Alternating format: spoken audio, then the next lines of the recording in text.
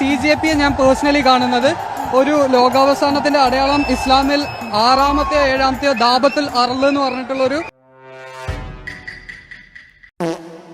Hello, നിങ്ങൾക്കറിയാം പൊതുവേ ഞാൻ ഇങ്ങനെയുള്ള വിഷയത്തിനെ കുറിച്ച് സംസാരിക്കാറില്ല. പക്ഷേ ഇതിനെക്കുറിച്ച് സംസാരിക്കാതിരിക്കാൻ വയ്യ. നിങ്ങളൊന്ന് ആലോചിച്ച് നോക്കിയേ. ഇപ്പം അല്ലേ നമ്മൾ പേപ്പർ ലീക്കായതിനെ കുറിച്ച് അറിയുന്നത്? ഇതിന് മുമ്പ് നടന്ന എത്ര എക്സാമിൻ്റെ പേപ്പറുകൾ ലീക്കായിട്ടുണ്ടാവും? അത് വെച്ച് പാസ്സായ എത്ര ആളുകൾക്ക് സീറ്റ് കിട്ടിയിട്ടുണ്ടാവും? അതിൽ നിന്ന് എത്ര ആളുകൾ ഡോക്ടറായിട്ടുണ്ടാവും? അതിൽ നിന്ന് എത്ര ആളുകൾ കേരളത്തിൽ ഇപ്പം വർക്ക് ചെയ്യുന്നുണ്ടാവും അറിയോ?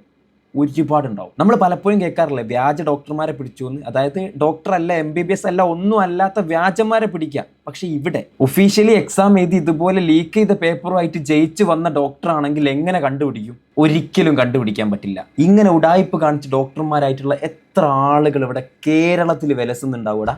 നമ്മൾ എത്ര ആളുകൾ നമ്മളുടെ ഓരോ അസുഖമായിട്ട് ഇവന്മാരുടെ അടുത്ത് പോയി ട്രീറ്റ് ചെയ്തിട്ടുണ്ടാവും? നമ്മളുടെ എത്ര മക്കളെ നമ്മൾ അവിടെ കൊണ്ടുപോയി ട്രീറ്റ് ചെയ്തിട്ടുണ്ടാവും? എത്ര പേഷ്യൻസിനെ ഇതുപോലുള്ള വ്യാജന്മാർ സർജറി ചെയ്തിട്ടുണ്ടാവും? ഇനി എത്ര ചെയ്യാൻ കിടക്കുന്നത്?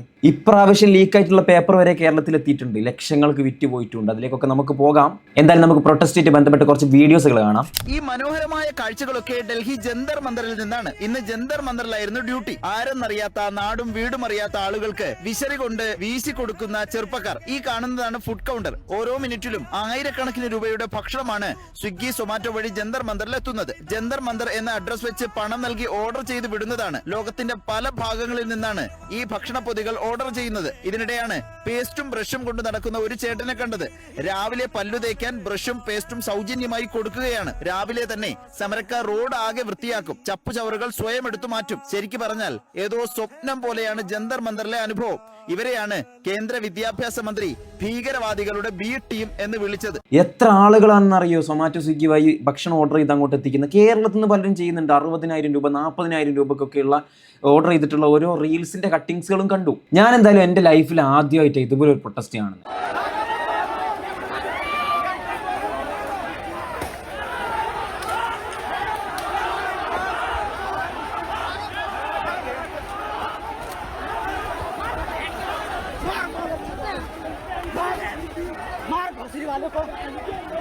ഇവിടെ കഷ്ടപ്പെട്ട് രാപ്പകലില്ലാതെ ഊണും ഉറക്കും ഒഴിച്ച് പഠിച്ചിട്ടുള്ള സ്റ്റുഡൻസ് ഒക്കെ പൊട്ടന്മാര്.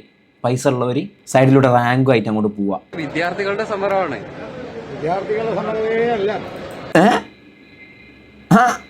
ഞാനിങ്ങനെ നോക്കിയിരിക്കായിരുന്നു എന്താ ഇങ്ങോട്ട് വരാത്തതെന്ന്. സാധാ എന്തെങ്കിലും ഒരു പ്രശ്നം നടക്കുമ്പോൾ സാധാരണ ഇതുപോലെ ആരെങ്കിലും ഒരാൾ വരാറുണ്ട്. അത് രാഷ്ട്രീയക്കാരുടെ സമരം. അതിനകത്ത് വാങ്ചുങ് എന്ന് പറഞ്ഞിട്ട് നിരാഹാരം കിടന്ന ആള് പാകിസ്ഥാനോട് സംസാരിച്ചതാണ്. അത് രാജ്യത്തിന് രാജ്യവിരുദ്ധരായിട്ടുള്ള രാജ്യവിരുദ്ധരുടെ കൂടെയുള്ള ആൾക്കാരാണ് ഗോപാലകൃഷ്ണൻ. ഇത് ഗുരുവായൂർ വന്ന് തോറ്റുപോയ വിഷമല്ലേ? ആണോ? ഗുരുവായൂരായിരുന്നു പ്രാവശ്യം. എന്തായാലും ഞാൻ പ്രതീക്ഷിച്ചിരിക്കുകയായിരുന്നു ഇതുപോലെ പല പല അപരാധങ്ങളും ഈ പ്രാവശ്യം അവിടെ പോയിട്ടുണ്ട്.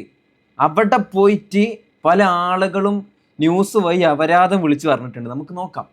അലി അംജദ്, വയനാടാണ്.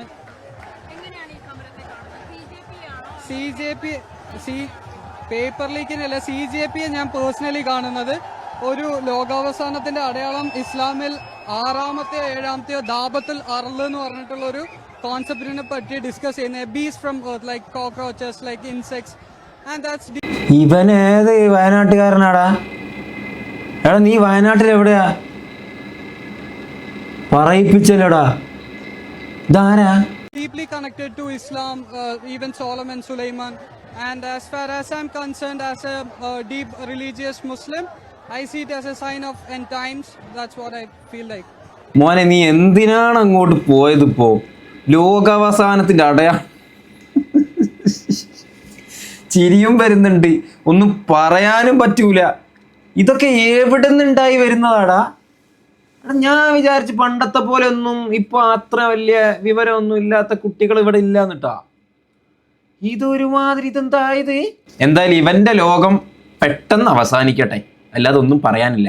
ബാക്കി എന്താന്ന് വെച്ച് കഴിഞ്ഞാല് നീറ്റ് എക്സാമിന്റെ ഭാഗമായിട്ട് ഇത് എന്താ പറയാ എനിക്ക് പരീക്ഷാ ചോദ്യ പേപ്പർ ചോർന്നതിന്റെ ഭാഗമായിട്ടാണ് നമ്മൾ ഇതിലേക്കായിട്ട് വന്നത്. അത് ഇനിയിപ്പോ തല്ലാണെങ്കിൽ തല്ല്, അത്രയേ ഉള്ളൂ. ഇനി വേറെ അതിന്റെ മേലെ കൊന്നില്ല. കേന്ദ്ര സർക്കാരിനെതിരെയാണ് പ്രതിഷേധം. അതാരാടാ അങ്ങനെ ഒരു ഹോയ് വിട്ടത്? അതാരാ? മേളത്തെ സർക്കാരാണെങ്കിലും അത്രേ ഉള്ളൂ. പ്രതിഷേധ വേദിയിലാണ് നമ്മൾ നിൽക്കുന്നത്. ഇവിടെ കൂടുതൽ ആളുകൾ എരച്ചെത്തുന്ന സാഹചര്യമാണുള്ളത്.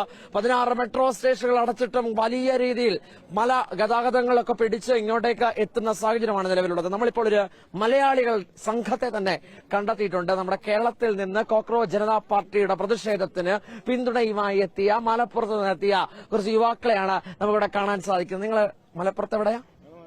മലപ്പുറം തിരൂരിനായിരുന്നു. മലപ്പുറം ടീം കട്ടക്കിറങ്ങിയിട്ടുണ്ട്.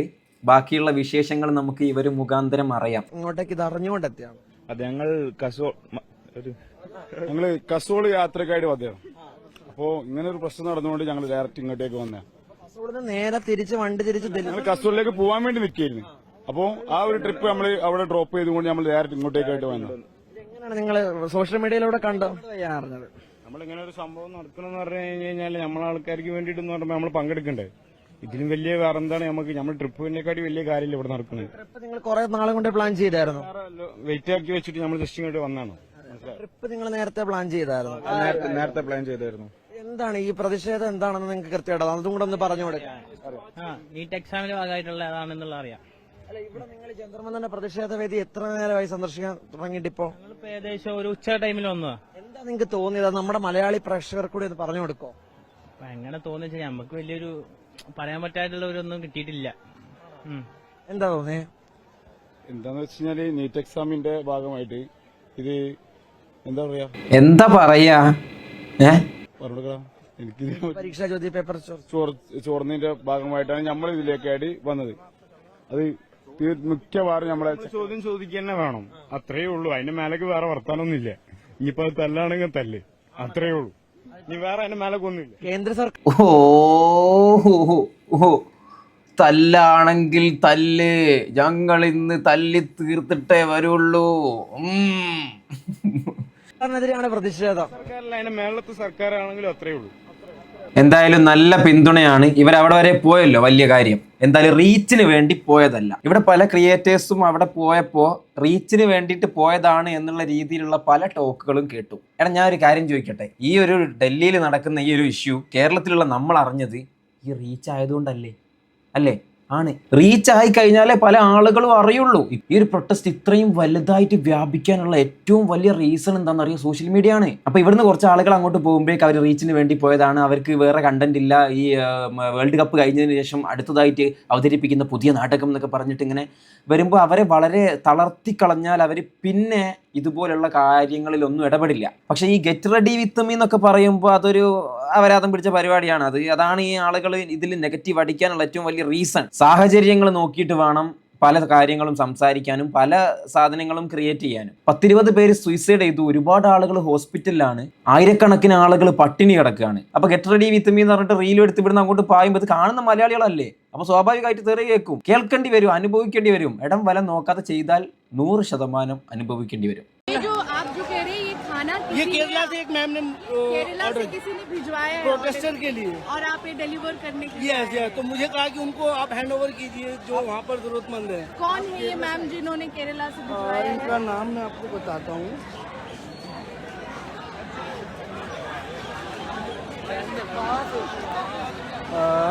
लक्ष्मी प्रिया।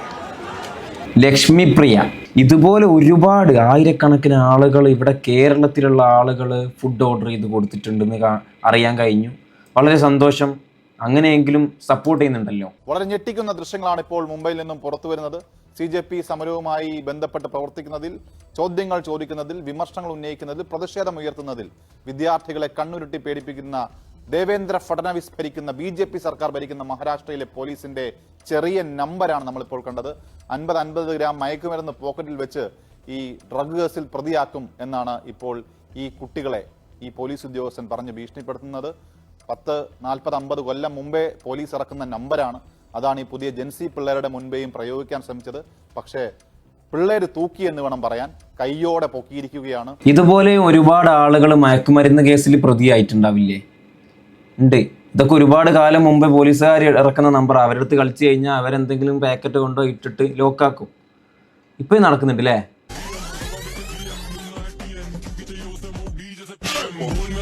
ഇതുപോലെ പല റീലുകളുണ്ട്. പ്രിയ പ്രേക്ഷകരെ, വളരെ കൗതുകകരമായ ചില കാഴ്ചകളൊക്കെ ഈ ജന്തർ മന്ദറിൽ നിന്ന് നമ്മുടെ പ്രതിനിധി ആദിൽ പാലോട് പകർത്തിയിരുന്നു. എന്താണെന്ന് വെച്ച് കഴിഞ്ഞാൽ കേരളത്തിൽ നിന്നടക്കം ആളുകൾ ഈ സ്വിഗ്ഗിയിലും സൊമാറ്റോയിലും ഒക്കെ ജന്തർ മന്ദറിലേക്ക് ഭക്ഷണം ഓർഡർ ചെയ്യാൻ അതിന് മേൽവിലാസം എഴുതിയിരുന്നതാണ് കൗതുകം. എനിവൺ എനിവേർ ജന്തർ മന്ദർ, അത്രേ ഉള്ളൂ. അതെന്തായാലും ട്രെൻഡ് ആയിട്ടുണ്ട്. ഇനിയും ട്രെൻഡ് ആവട്ടെ. അവിടെ അങ്ങനെയുള്ള ഭക്ഷണങ്ങൾക്ക് വേണ്ടിയിട്ടൊന്നും ആരും ഒരു ബുദ്ധിമുട്ടുണ്ടാവരുത്. പണ്ടൊക്കെ ആണെന്നുണ്ടെങ്കിൽ ഭക്ഷണത്തിന് ബുദ്ധിമുട്ടുണ്ടാവും. ഇപ്പം അങ്ങനെയല്ല. ഇപ്പോൾ ആളുകൾക്ക് വിരൽത്തുമ്പിൽ കൺട്രോൾ ചെയ്യാൻ പറ്റുന്നതേ ഉള്ളൂ. ഈ ഭക്ഷണങ്ങളും അവർക്ക് ആവശ്യമായിട്ടുള്ള എല്ലാ സാധനങ്ങൾക്കും വിരൽത്തുമ്പിൽ കൺട്രോൾ ചെയ്യാൻ പറ്റുന്നതേ ഉള്ളൂ. ഏത് രാജ്യത്ത് നിന്നും കൺട്രോൾ ചെയ്യാൻ പറ്റുന്നത്. ഭക്ഷണത്തിൻ്റെ കണ്ടില്ലേ, ഇപ്പോൾ ഇവിടുന്ന് ഓർഡർ ചെയ്ത് അവിടെ എത്തുന്നു. അതുപോലെ അവർക്ക് ആവശ്യമായിട്ടുള്ള എല്ലാ സാധനങ്ങളും അവിടെ എത്തുന്നുണ്ട്.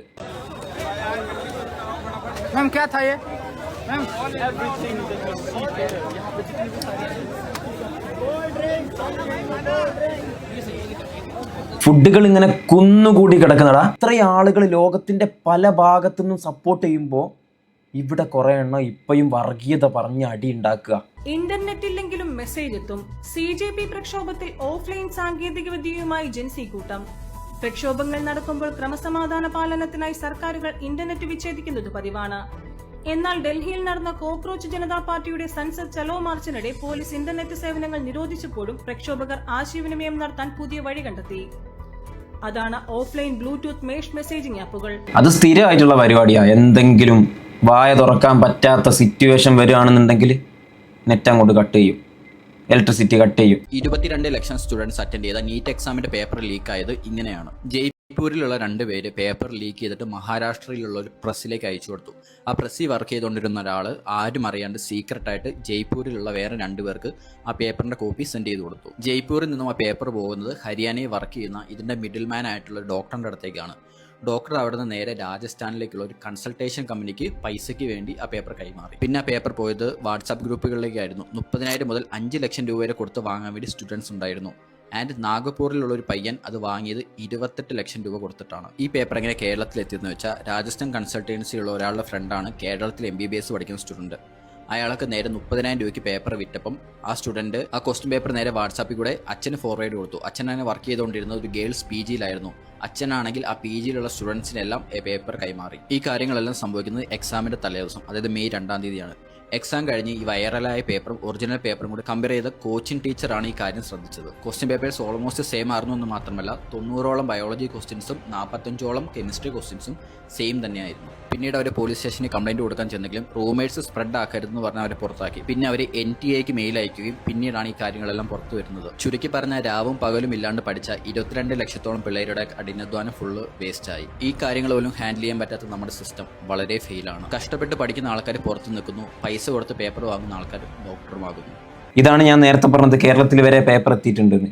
ഇപ്പം പലരും ചിന്തിക്കുന്നുണ്ടാവും, പേപ്പർ കൊണ്ടുവരുമ്പോൾ അതിന് പോലും ഒരു പ്രൊട്ടക്ഷൻ കൊടുക്കുന്നില്ലേ, എന്താണിത്? എടാ, ഏത് ചിഹ്നത്തിന് കുത്തിക്കഴിഞ്ഞാലും താമരയ്ക്ക് വോട്ട് പോകുന്ന ഈ ഒരു കാലഘട്ടത്തിൽ ഇവർക്ക് പേപ്പർ ലീക്കാകുക എന്ന് പറഞ്ഞാൽ ഇങ്ങനെ ഞൊട്ടി വിളിക്കാവുന്നതേ ഉള്ളൂ. ഇവർക്ക് വിദ്യാഭ്യാസം ഇല്ലാത്ത കുറേ എണ്ണം കൊമ്പത്ത് കയറി നിന്നിട്ട് എഡ്യൂക്കേഷൻ സിസ്റ്റം കൺട്രോൾ ചെയ്യുന്നു.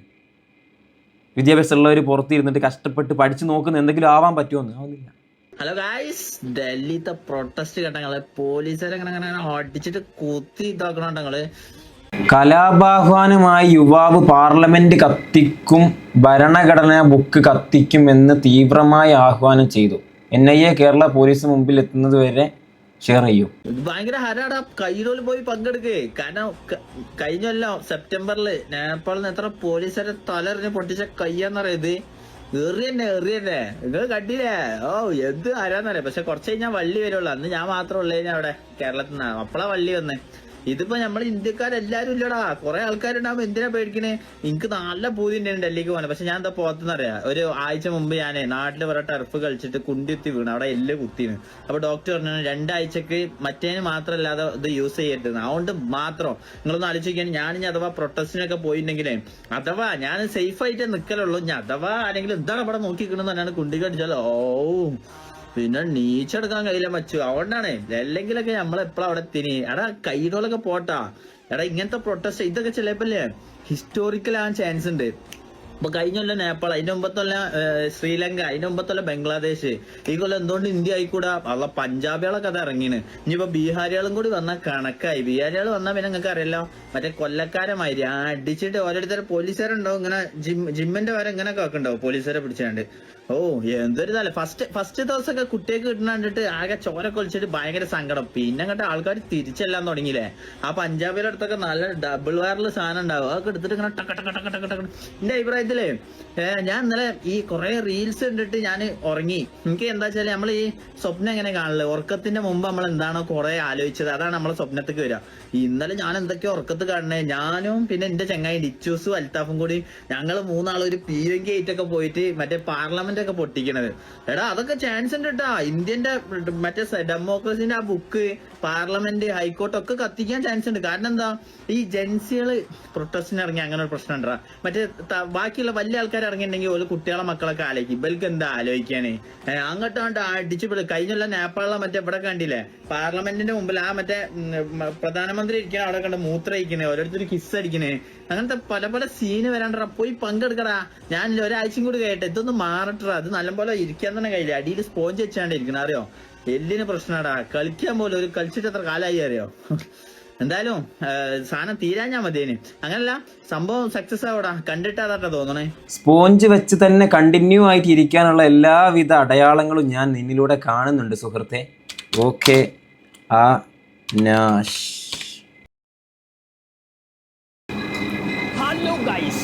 വീഡിയോ നോക്കി വന്നതാ. പാർലമെന്റ് ഒക്കെ പൊളിക്കും എന്നൊക്കെ പറയുന്നുണ്ടല്ലോ, കേസായിട്ടുണ്ടോ? ഇനി ചൂപ്പറായിരിക്കുക. നീ പാർലമെന്റ് പൊളിക്കുമെന്ന് പറഞ്ഞ വീഡിയോ ഇട.